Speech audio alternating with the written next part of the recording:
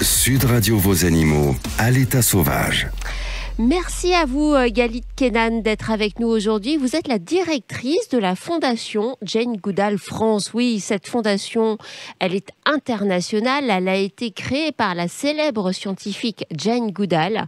Grâce à vous, aujourd'hui, on va en apprendre plus sur ses missions. Mais j'aimerais au préalable, Galit, si vous le voulez bien, que l'on revienne d'abord sur le parcours de cette femme fascinante, incroyable, Jane Goodall. Avec grand plaisir, Natacha. Jane Goodall a aujourd'hui 87 ans, mais à l'âge de 26 ans, elle est partie toute seule en Afrique. Elle a fait cette traversée sans aucune formation scientifique et elle a rencontré un monsieur, un paléontologue qui s'appelait Louis Leakey et qui lui a fait confiance et qui lui a proposé d'aller toute seule dans la forêt observer les chimpanzés sauvages. Alors, il faut peut-être préciser que ce paléontologue avait demandé à plusieurs jeunes femmes qui sont devenues aujourd'hui des célébrités dans le monde de la recherche et dans le monde scientifique. Tout avait un parcours scientifique à l'exception de Jane qui, elle, a été envoyée donc pour étudier ces chimpanzés. Exactement. Diane Fossé et Birutė Galdikas, elles deux, elles avaient une formation scientifique très poussée, tandis que Jane, non, elle avait fait des études pour être secrétaire, pour faire un petit peu de sous, pour se payer justement cette grande traversée et pouvoir atteindre l'Afrique, ce qui était son rêve. Et elle s'est retrouvée dans la forêt.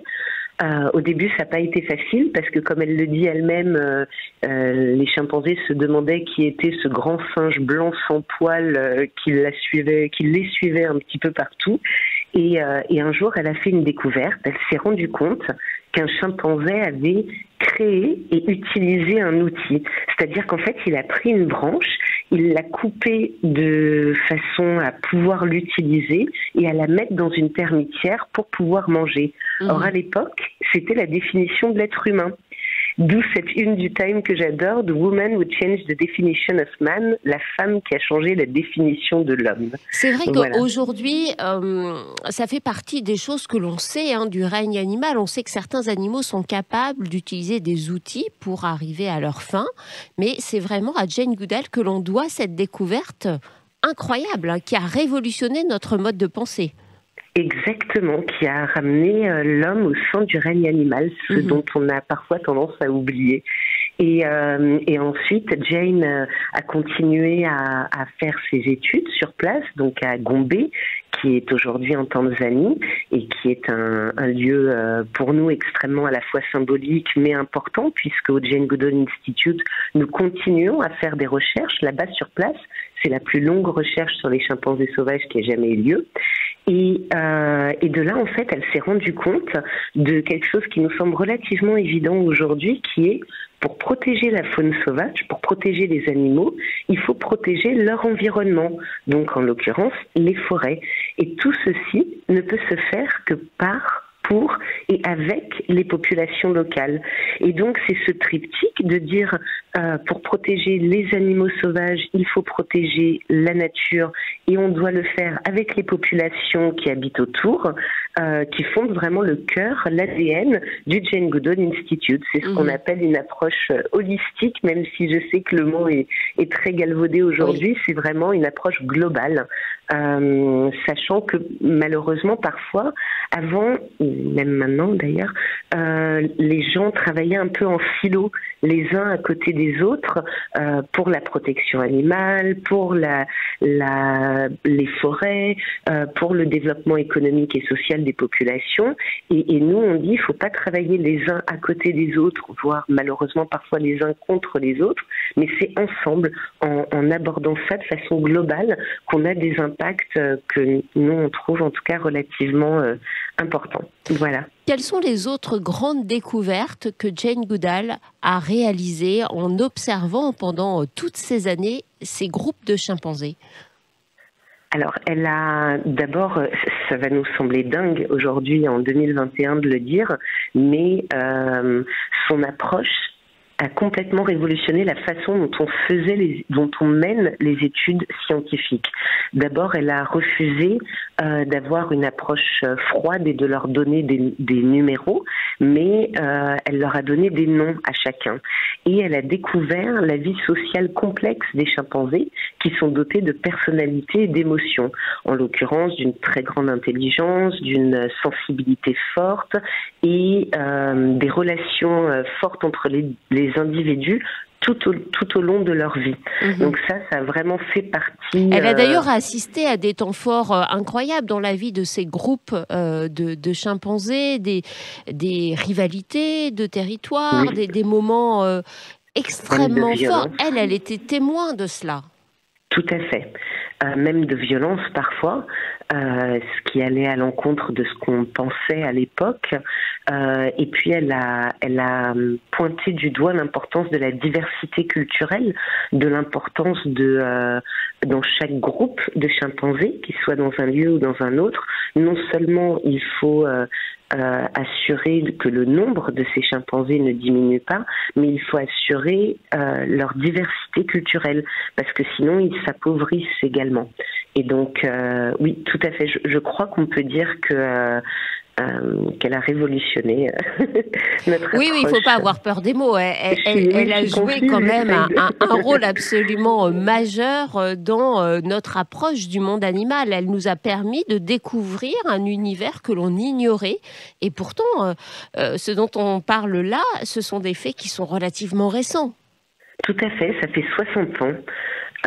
Seulement, j'allais dire, ce qui est incroyable et ce qui est dingue, c'est qu'aujourd'hui on a du mal à imaginer, mais après avoir fait ces découvertes, il se trouve qu'elle a été suivie par National Geographic, oui. Donc tout ceci a été extrêmement documenté de façon vidéo, et j'allais dire heureusement, parce qu'à l'époque, quand elle est revenue en Angleterre pour faire ses études scientifiques, donc un doctorat, etc., elle a vraiment été mise au banc par certains scientifiques qui disaient elle a de jolies jambes, mais c'est tout, on ne peut pas travailler dans ces conditions, qu'est-ce que c'est que cette personne qui donne des noms aux animaux, qui pense qu'ils ont des personnalités, etc. Enfin, il y avait une condescendance extrêmement importante, et heureusement, comme souvent dans la science, les faits sont têtus. Donc, les faits lui ont donné raison. Et peut-être que justement, cette absence de parcours scientifique à la base, lorsqu'elle a été choisie et envoyée sur le terrain, cette forme de naïveté qui était la sienne dans l'approche en fait de son rapport à l'animal ont été la base de toutes ces découvertes. Mais tout à fait, c'est ce qu'elle souligne elle-même en expliquant que Louis Leakey l'a envoyée justement pour ça, et peut-être aussi pour une autre qualité qu'elle avait, c'était une grande patience. Et donc elle n'est pas arrivée avec des idées préconçues, mais bien au contraire, en se disant je vais les observer et je vais découvrir par moi-même ce qu'il en est. Voilà maintenant plusieurs dizaines d'années que Jane Goodall officie en faveur des chimpanzés. La fondation Jane Goodall a été créée en quelle année ? En 1977, Jane a décidé qu'il était important de pouvoir agir dans le cadre d'un institut qui pourrait prolonger ses actions et mettre en action, j'allais dire, ses pensées et sa façon d'agir. Le Jane Goodall Institute, il a vraiment deux axes aujourd'hui principaux. Le premier, c'est en Afrique où nous faisons de la recherche et de la conservation. Ça veut dire que nous continuons à mener des recherches scientifiques, je crois qu'on peut dire de premier plan. Par exemple, sur le concept One Health dont vous aviez parlé il y a quelques semaines sur le lien entre la santé environnementale, la santé animale et la santé des humains, oui. Le fait de dire que tout ça est lié et donc... et aujourd'hui, on comprend bien toute l'importance de ce concept, plus que jamais. Malheureusement, et oui, tout à fait. Et la conservation, donc nous agissons à la fois au sein de parcs naturels, de réserves, des lieux où nous prenons soin à la fois des chimpanzés sauvages, mais aussi d'autres animaux de la faune sauvage locale, et où toujours dans ce triptyque que je décrivais au début, non seulement nous prenons soin des animaux, mais nous prenons soin de leur habitat naturel, avec de la reforestation, des corridors écologiques, de l'agroécologie, etc. et aussi une aide aux populations locales. Donc là, on va aider en faisant de l'accès à l'eau, à l'éducation, à la santé, etc. Et tout ça, on le fait vraiment avec, je me permets de le souligner, dans le temps long. C'est vraiment quelque chose qui caractérise le Jane Goodall Institute. Moi, ça fait plus de 20 ans que je travaille en ONG environnementale et c'est vraiment quelque chose de très marquant au sein de notre institut, je trouve, c'est que tout se fait dans le temps long.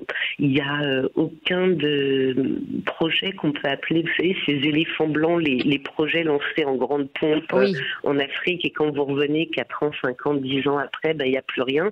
Nous, on a la chance que ce ne soit pas notre cas parce que vraiment, tout projet est pensé dès le départ pour la suite et comment il va continuer. Et donc puis ça, évidemment, Jane Goodall, malgré ses 87 ans, enfin d'ailleurs le malgré est de trop parce qu'elle a une énergie incroyable, elle suit tout cela d'extrêmement près et elle parcourt le monde aussi pour diffuser cette parole. Mais tout à fait, mais vous avez entièrement raison Natacha, c'est vraiment impressionnant. Bon, je suis un peu fan, c'est pour ça que vous sentez mon enthousiasme.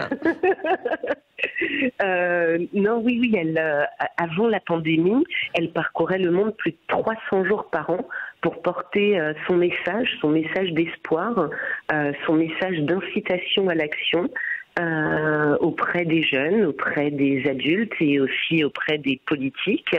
Et là, elle dit elle-même, je suis grounded, je suis bloquée à la maison. Elle est dans sa maison familiale, là où elle a grandi en Angleterre, et Virtual Jane, donc Jane Goodall de façon digitale, participe à des conférences, à des ateliers, dans le monde entier. Voilà, ce matin, elle ne se laisse pas abattre par le Covid. Ah non, voilà, vous la connaissez bien, je vois. Un dernier point qui concerne la situation actuelle des chimpanzés. Comment ça se passe pour eux concrètement sur le terrain ? Alors, d'une façon générale, pour l'ensemble des chimpanzés, malheureusement, ils étaient à plus d'1 million. Il y a une vingtaine d'années, ils sont à environ, selon les cas, entre 350 000 et 400 000 individus seulement. Donc, ils sont vraiment en danger. Ça, c'est une chose. Si vous faites référence à la période liée à la pandémie, à la Covid, pour nous, bien sûr, sur le terrain, ça a été extrêmement compliqué et ça l'est toujours.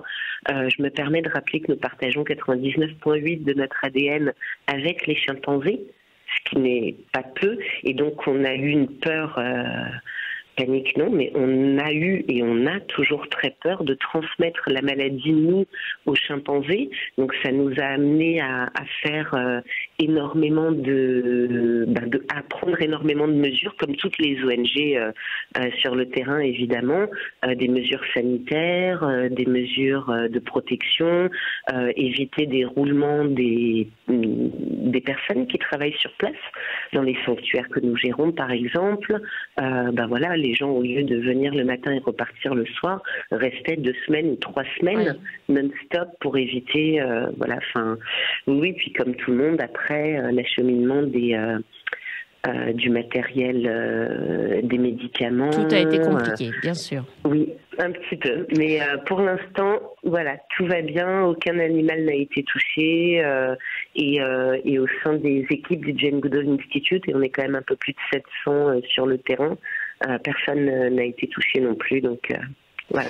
Eh bien, écoutez, merci infiniment, Galit Kenan, pour être venue partager avec nous sur l'antenne de Sud Radio aujourd'hui votre passion, votre engagement de terrain. Et je vous remercie infiniment de nous avoir parlé de cette fondation qui porte le nom de cette femme tout à fait exceptionnelle, Jane Goodall. Merci à vous.